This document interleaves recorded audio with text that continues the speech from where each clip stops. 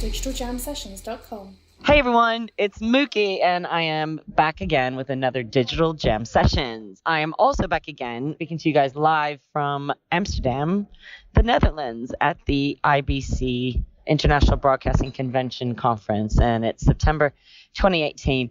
And this conference has been going for 51 years. It does specialize in broadcasting technology, hardware, software, outside broadcast, inside broadcast, everything in between has morphed into a lot more interactive, immersive, sports focus, esports focus, everything under the 10.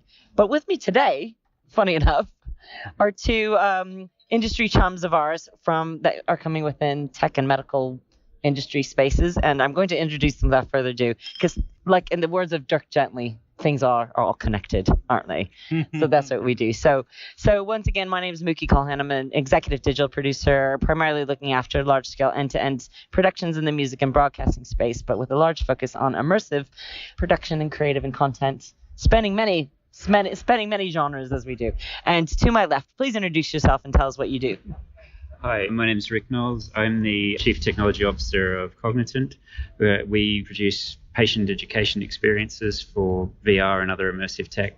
And we're here to sort of look around and get to know what's going on in the broadcast industry and try and understand, what's coming up next. Cool. Hi, Tim. Welcome. Thank you. Yeah, I'm Tim Ringrose. I'm a hospital doctor from UK by training. And as Rick says, what we're doing is looking at how we can use new technology in healthcare with a particular focus on how we can help us all to understand more about our health. Because we know that the traditional ways of just waiting until something goes wrong isn't always the best way, and that doctors aren't always the best communicators, and we need to know more about how to look after ourselves and how to cope when things do go wrong. Brilliant. Excellent. I mean, and I've been wanting to talk to you guys, and so is Tony. We've been wanting to chat to you guys for a while now, because what you're coming not so much like a career change, but like a career enhancement, maybe. So tell us a little bit about the project that you're working on with your new company. Yeah, well, it does feel like evolution, because for the last, I don't know how many years, Rick and I have worked together in a company called M3, which has been focused on providing tools for doctors and other healthcare professionals to improve their education and knowledge and awareness of what products are available and when to use them and that sort of stuff. So this new venture is really around focusing on us all as users, as patients. And it feels like there are some really big opportunities with some of the new technologies that are coming out, which are so much more accessible and engaging. So our challenge really is to see how can we produce something that's understandable by someone with potentially a very low literacy and educational background, and also do it cheaply, because particularly at IBC, you can see there's a lot of money gets spent on very high-end productions. But, if we're going to cover all the things in healthcare, it's a huge amount of content to produce, and we need to do it within a pretty strict budget. And I think around the world, it's kind of very well known that the healthcare industries, contrastly speaking, are either quite low on money in some areas, but then completely rolling it in some other areas where you can name pharmaceutical companies or other manufacturers or hardware manufacturers on top of that at all. And then just like, since we are at a tech show, kind of trade show, is there anything from CTO's point of view, things that have kind of like caught your eye here that potentially go, hang on a second, maybe we can integrate this in the kind of tech for good in our medical worlds? Yeah, I guess I did see one demonstration, or a couple of demonstrations actually, that were clever uses of how to do that sort of training first kind of concept, as in not trying to be VR for VR's sake, but mostly just trying to get an educational point across and prioritizing that. So using the tech as simply as possible to make the point effectively. Just simple cases of, I think it was an aircraft maintenance example, where all they did was film 360 points, much like Google Earth was, and you'd just zip between them, and then you'd look around and click on things and activate them. Just really, really good, simple use of very available tech that somebody just put something together very fast. And that's becoming a recurring theme. Yeah. Of simple use of kind of going back to basics. A simple use of tech, but when you're putting your mind to it, it could be super done in the right direction, the right creative, and the right people using it. And I find a lot of times when productions that's even production of a product or platform like the type you guys are working on. Yeah, I mean, we've spent a lot of time in the last few months sort of experimenting with the things that work and don't work in terms of production methods, and trying to work out how advanced to get. And coming to a place like this, like Tim said, you can see everybody spending a lot of money and getting very, very slick. And for us, it's about trying to work out where on the spectrum we sit. Do we want to be really slick and really expensive and, looking like, where do returns come in, right? Yeah, the Tour de France coverage, for example, or something like that. We don't want to look like that because that's just going to cost. No disrespect to the cyclists or bikers. But they have very slick coverage, don't they? They do. I mean, but that's a great example of a very it's a well-known, internationally renowned, famous sport. Yeah. Everybody wants to have a look at it. Yes. So more brands will get involved, more sponsors get involved to reach the eyeballs, etc. And that coverage will be, but you can even use those big giant stories as inspiration when you are starting out. Pick up things that work. Yeah. And going back to the sort of economics, one useful way to think about it, I guess, is how much is spent on healthcare throughout the world. Because as you say, in the US, it's more than $10,000 per year per person on healthcare, but in much of the world, a billion people in the world don't have access to basic healthcare. So if we're really going to make a difference, it needs to be something that costs a couple of dollars per person rather than something that costs a couple of hundred or a couple of thousand. What is that solution? What kind of ideas are coming? Well, a really good example is something that Oxford University are doing, where they're using pretty simple virtual reality and gaming program to teach healthcare workers how to look after a newborn baby. Mm-hmm. And that's been supported by Gates and Wellcome and some other charities. And it's a really good mission because they are trying to save 1 million lives. So it's no small undertaking. And to do that by traditional methods would take a huge amount of time. It would take decades. And it costs a lot of money to send teams around Africa training people.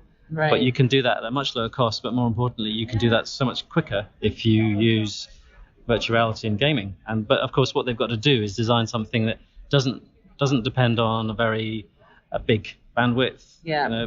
Because internet's it's there, but it's a bit patchy. So it's got to be quite light in its utilization of hardware and bandwidth.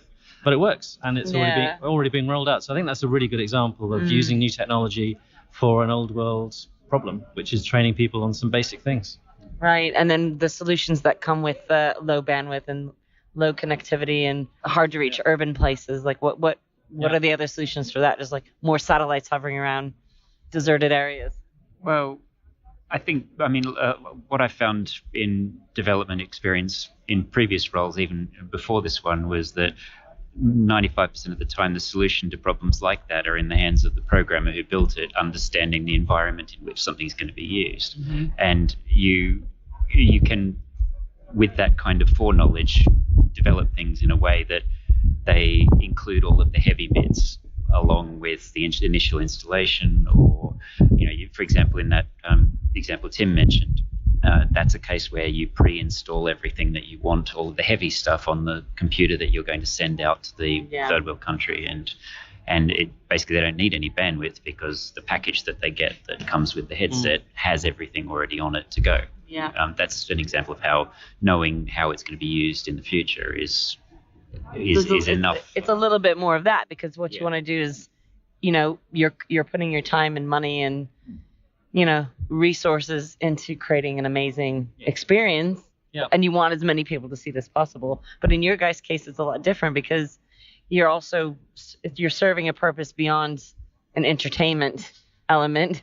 Yeah, I mean, obviously, I say entertainment in a non-glossy jazz hands way, like I normally talk about entertainment, but it's like you're creating some experiences that are important for life situations and educational elements to it. Yeah. And maybe there's tinges of entertaining bits to it, but you're not making. Well, that's right. To make it work. Tell us more about the content. Just for the sake of retention, isn't it? So that somebody remembers it.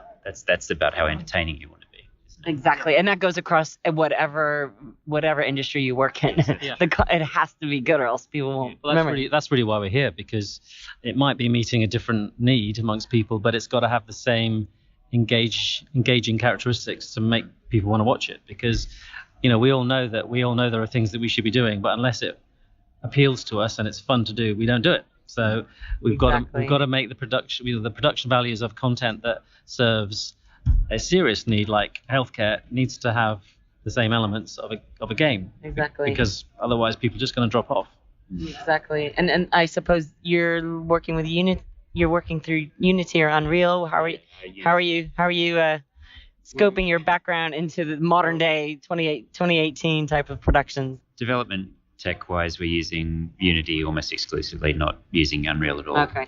But, sorry, Unreal, we love you still. Oh yeah, that's purely because that's sort of where we landed. Yeah, it wasn't deliberate.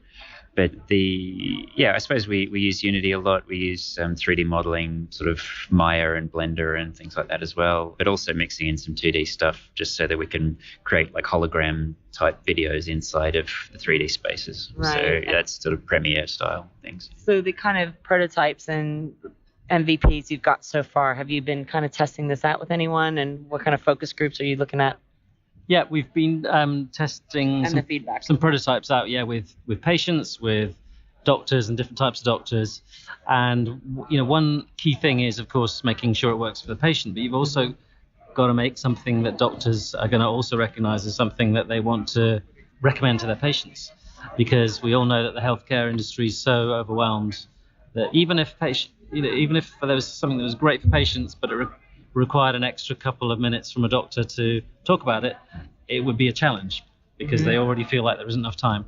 So we've got to do something that doctor also can see as a time saver for them. Mm-hmm. But you know from firsthand experience that time is so important in these kind of situations, and timings. Yeah, exactly. And it goes across all sections of medicine as well, sure, doesn't it? Yeah. It's like secondary, primary, all of it. Yeah, all of them. And what we find when we talk to doctors is that a lot of doctors almost feel a sense of guilt that they can't spend enough time talking and explaining things to patients.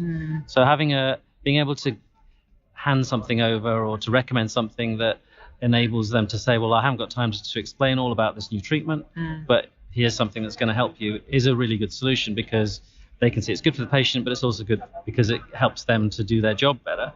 And when we look at patients, the number one feedback we get from patients is that everybody looks online for health information before they see a doctor and after seeing a doctor. Which is the worst thing you could probably do. Yeah, but Dr. Google is a quack. Exactly, but they don't. Sorry, quack. Sorry, Google. Yeah, we still love you. Don't be tough on ducks. But most people's experience is that it doesn't actually answer their question, and they find it bewildering and confusing. And actually, what doctors tell us is if a patient's been online to look up information, that they actually have to spend more time because they have to correct and then research what they've just researched, and then research that again and finding out. Yeah.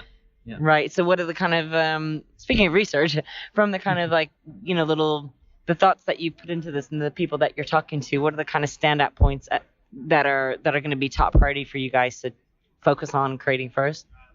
Well, the standout point number one is that actually the opportunity is biggest in some of the specialized areas. So you might imagine that the biggest impact could be on something that is experienced a lot, like heart disease or diabetes or quite broad ranging, but actually unfortunately popular. But actually to get traction and to meet a need that's really quite significant, there are some big areas in specialist care. So that includes things like cancer care, chronic disease, particularly specialized chronic disease. So one area that we're working in is patients with rheumatoid arthritis, and some of the new drugs that have come along are excellent drugs. They're transforming the way those patients are managed. It's really having a dramatic impact on their disease, but it's a complicated drug, and doctors don't have enough time to explain how to use it. So this is perfect because it's the old thing of a picture can paint 1,000 words, and it's almost like VR can paint 1,000,000 words. Right. Because you can really understand how something works if you can see it. So the idea then that's when we first met a while ago is that kind of interactive brochure. Yeah. Rather than a doctor handing a pamphlet to somebody, hey, go off and read this, and most people probably cry in it or rip it up or forget about it. It just goes in the piles of unopened bills and things like that. So tell us more about that UX then. What is that looking like? You talk about a brochure. I mean, my first or pamphlet. So instinct when you post-it. said that was it's not just a brochure that's useful when you speak to the doctor at the time. It's the kind of thing that hopefully you can keep, because there'll be situations that come up later that it can deal with. Like one of the things we're hearing about with rheumatoid arthritis is this is a medication that needs to be kept in, I think it's in cold storage. In fridge, yeah. Yeah. And that, of course, creates a bunch of complications when you go on holiday, or when you first take it out of the fridge. Are you supposed to leave it for a certain amount of time? There's all kinds of different things that you definitely wouldn't think about asking the doctor when you first meet them. So something like this we felt was an opportunity to go into all of those little branches of So the virtual assistant stroke interactive FAQ type of storytelling. They're we do talk about storytelling a lot in these virtual spaces, and Tanya Laird, our founder, who we know is going through her chemo and everything, was like founder of the VR Writers Room. And that's where these kind of storytelling, the techniques that come in, and it does include world building and that narrative and the elements of that, but it's still so applicable to what you guys are making, because you've got to nail that story and you've got to nail that content. Again, going back to that, in order for it to make it worth your time and money and effort, but also make it worth the patient's effort or the family and friends of that patient to maybe make them feel better because they have more knowledge about that medical condition, because the worst thing is the fear of the unknown. Yeah, exactly. Isn't it? Almost not worse than the condition, but maybe it is, because it messes with your head a lot of times. It's like the multiplier, isn't it? If you've got anxiety, it just makes everything a lot worse. And so knowing what's going on is so helpful. And when we talk to patients, that's another very strong theme that comes out, is they may not want to know all the medical facts about something, but they'd really like to know enough for them to feel more at ease and to feel confident that the doctor's doing the right thing, that they're doing the right thing, and that they are, able to cope. Yeah.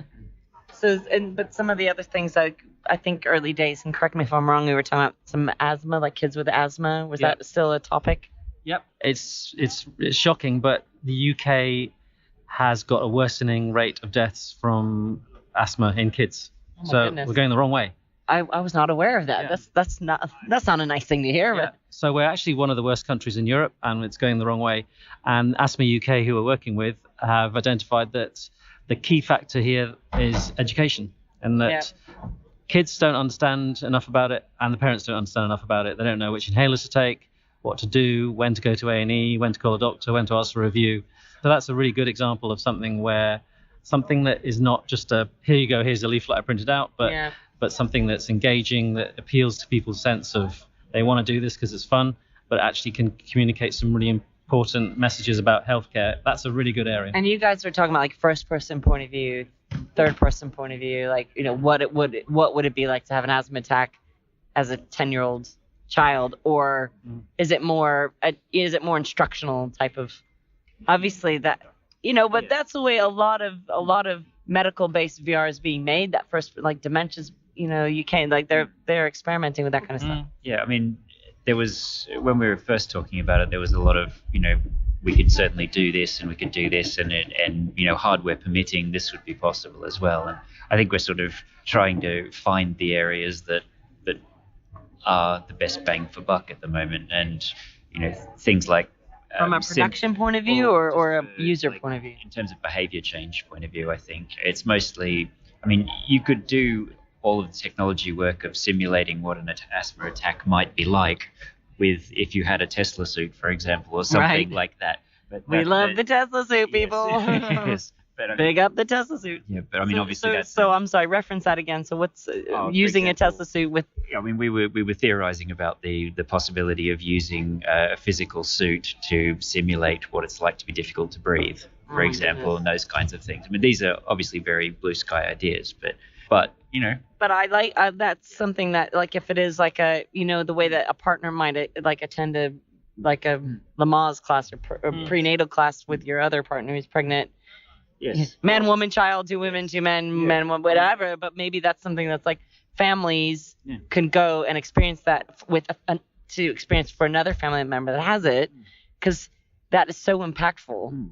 When you really, really understand what your friend or family loved one's going through. And I'm even talking like maybe little brothers or sisters going if their sister or brother has it, because then you know what to do a bit more. Well, it's only 100 years ago, asthma was regarded as a hysteria. It wasn't really regarded as a proper disease. Just 100? Yeah. Maybe What? maybe a little bit more, but it wasn't that long ago. Okay. What did they put leeches on people's faces or Yeah, something? probably, but asthma wasn't That recognized. was last week. Yeah, exactly. That was another dodgy tech conference. Hang on a second. Yeah, asthma was regarded as not a disease, as a hysteria. Right. And so, Gosh. if you extend that further, Fun medical facts in this podcast today, kids. So, wow. So I just we're gonna wrap things up a little bit here because we're running out of time. But I think this kind of going back to this, the best tools to use to get the best messages across, I think is what we're kind of on about. Whether you work in, radio, TV, e-commerce, some of these other conferences that we pop our heads into for inspiration, and in this world of, ultimately our theme is changing tech and what do we do with it to make what we work on more efficient, more entertaining, more useful for the end result is what we're after. we are. It's about educating and helping people change behavior and manage their health. Exactly. And you concur, CTO. Completely, yes. He was coding that in his mind. I saw some binary through his pupils, ladies and gentlemen. So I'm showing. Exactly. So as we like to end our Digital Jam Sessions podcasts, we always ask the big question. What, in your opinion, do you think needs to change, be that technologically or culturally, in this world? Well, I think the thing that needs to change is that, healthcare is regarded as something that is only really of high quality if you can pay. So it's something that is available to us in a developed world because we've got a relatively high GDP and we can spend a lot of money on healthcare. But there's 1 billion people in the world who don't even have basic healthcare. So I think we need to make good healthcare a basic human right. So not just clean water, not just food, but good decent healthcare. And part of the content that you guys will be launching could contribute to that 1,000%. Yes. So, great. And the big question to you, Rick, is what do you think needs to change technically or culturally? Yeah. Well, I don't think this is necessarily something that's changing. I think it's something that's happening already, which is good, which is the technology is getting cheaper to do more immersive and sort of meaningful learning experiences. I mean, that, I think, isn't a change. I think it's something that's already happening, and it's really, really good. And just looking around at conferences like this and others, you can see that change more. Games and video and everything else is all becoming one, and that's really positive, I think. Cool. Yeah. I like a combination of those two, which I usually very diplomatic when I'm hosting these podcasts. But I think it's important to remember that things are moving a lot quicker now, and the new industrial revolutions that the wheels are turning on, and and especially with the healthcare industry, I'm complete agreement with you. It'd be great to get that message out more and get those words out more. Maybe some medical conditions could be prevented if the more you know about it, which we know are facts, scientifically proven facts that we do. So cool. We're signing off now with what would be the social handle of your choice that people can reach you on. Your Twitter, we know about your Twitter. Yep. Tim Ringrose at Twitter or Cognitant. On Twitter only. And Tim? No, I just did on purpose. Rick, you're with the Cognitant, so we'll plug you there. Cool. Yes. And as always, you can find me at Mookie Approved. And also, please follow and retweet and share and like and do your comments to at Digital Jam Limited. That's Digital Jam Ltd. And if you like what you just heard, again, tell all your friends and neighbors and frenemies. And why not your enemies too? Thank you very much. See you next time. Bye. Bye. Bye. If you enjoyed this content, don't forget to subscribe and review, and follow us on Twitter at Digital Jam Ltd. Thinking of starting your own podcast? Why not speak to the GL Pro UK team? They handle all of our podcasting service needs. Tell them that Digital Jam Session sent you, and you'll get 10% off your first order. Find out more at www.glpro.co.uk. DigitalJamSessions.com